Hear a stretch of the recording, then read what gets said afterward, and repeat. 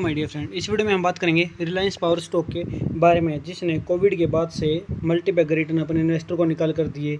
तो क्या अभी स्टॉक में इन्वेस्ट करना सही रहेगा, या आगे चल के कौन से टारगेट दे सकता है, और अगर आपने इसमें इन्वेस्ट कर दिया तो आप कौन से टारगेट्स में अचीव कर पाएंगे, ये इस वीडियो में हम डिस्कस करने जा रहे हैं। अगर इसके फंडामेंटल नंबर्स की बात करेंगे तो हम यहाँ पर श्योर नहीं हो पाएंगे कि स्टॉक में इन्वेस्ट करना चाहिए या नहीं करना चाहिए। वीकली टाइम फ्रेम के अकॉर्डिंग आप देखोगे तो स्टॉक प्राइस 2020 से पहले काफ़ी ऊंचाई से गिर कर नीचे आया और ₹1 तक ये स्टॉक नीचे चला गया था। यानी कि कह सकते हैं कि 99% का लॉस इस स्टॉक में इन्वेस्टर को हो चुका था। ठीक है, उसके बाद से ये स्टॉक ऊपर उठा, तो जिसने भी कोविड के बाद इसमें इन्वेस्ट किया तो काफ़ी अच्छे रिटर्न यहाँ पर उसको मिले हैं। यानी कि ₹1 से ₹70, यानी कि अगर 10,000 की इन्वेस्टमेंट करते हो यहाँ पर ₹7 लाख उसका प्रॉफिट यहाँ पर बनता है।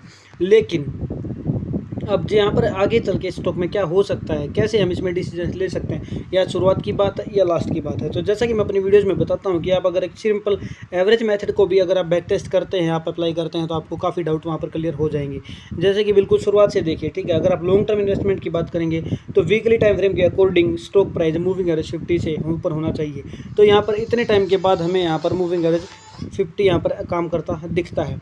ठीक है, तो इससे पहले कि हमें एंट्री नहीं करनी है। ठीक है, उसके बाद से हमें देखना है कि क्या वो उसको रेजिस्टेंस की तरह यूज कर रहा है। तो हमें साफ दिख रहा है कि स्टॉक प्राइस को बार बार रेजिस्टेंस की तरह यूज कर रहा है, ऊपर तो जा रहा है लेकिन रिट्रेस नहीं ले रहा है और उसके बाद नीचे ही गिर रहा है। ठीक है, तो ऐसे टाइम में एंट्री करना सही नहीं रहेगा। उसके बाद आप देखिए लगातार, लेकिन जब यहाँ से प्राइस इसको ब्रेक करता है और यहाँ पर मूविंग एवरेज 200 भी काम करने लग जाता है, तो हमारी एक रेंज बन जाती है, जिससे काफ़ी डाउट क्लियर हो जाते हैं कि हाँ अब स्टॉक किस तरीके से आगे मूव कर सकता है। कोविड के बाद से जिसने भी इन्वेस्ट किया उसको तो काफ़ी प्रॉफिट है, लेकिन हाल फिलहाल किस तरीके से काम करना चाहिए, जैसे कि मैं सोच पा रहा हूँ। ठीक है, तो यहाँ पर आप देखिए, जब स्टॉक प्राइस मूविंग एवरेज 50 से दूर रहता है, यानी कि स्टॉक ओवर वैल्यू हो जाता है। ठीक है, तो ऐसे टाइम पे एंट्री करना बिल्कुल सही नहीं रहता है।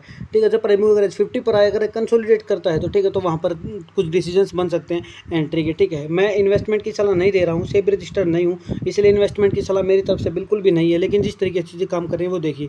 ठीक है, जब प्राइस मूविंग एवरेज 50 पर आ रहा है, वहाँ से ऊपर जा रहा है। ठीक है, ये शॉर्ट टर्म के लिए है, और अगर आप लॉन्ग टर्म की बात करें तो ये लॉन्ग टर्म के लिए भी है।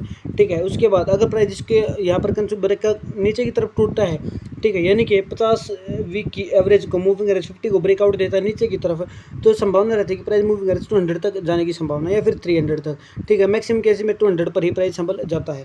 इसके अलावा आप पिवट इंडिकेटर भी इसमें यूज कर सकते हैं। पिवट इंडिकेटर आपको प्राइस रेंज को समझने में काफ़ी हेल्प करता है। यहाँ पर देखिए R2 पर अगर प्राइस रुक गया और अभी आप देख पा रहे हैं कि इसमें सेलिंग का प्रेशर आपको बनता हुआ दिख रहा है। यहाँ पर साफ साफ आपको सेलिंग प्रेशर दिख रहा है कि यहाँ पर सेलिंग प्रेशर, यानी कि आने वाले टाइम में प्राइस दोबारा से इस रेंज में कंसोलिडेट कर सकता है, या फिर थोड़ा दोबारा नीचे आ सकता है, जो कि रेंज है लगभग 54 to 48 के बीच में प्राइस दोबारा कंसोलिडेट कर सकता है। ऐसे इस प्राइस के यहाँ पर आगे एक्शन हमें समझ आ रहे हैं। मैं फिर से बताना चाहूँगा कि मैं सेबी रजिस्टर्ड नहीं हूँ, इन्वेस्टमेंट की सलाह नहीं दे रहा हूँ, लेकिन जिस तरीके से यहाँ पर कैंडल्स बन रही हैं, चीज़ें काम कर रही है, वो आपको समझाना जरूरी है। तो मुझे उम्मीद है मेरी वीडियो आपको जरूर पसंद आई। वीडियो पसंद है वीडियो को लाइक करें और चैनल को सब्सक्राइब किए बिना बिल्कुल भी ना जाए। इन इंडिकेटर्स को आप अपने स्टॉक्स में अप्लाई करके बैक टेस्ट करके देख सकते हैं कि कहाँ पे आपसे गलती हुई है, कहाँ पे आपने एंट्री की है, और क्या ये आपको इंडिकेट कर रहे हैं कि हाँ हमें किस तरीके से आगे काम करना चाहिए। Thank you very much.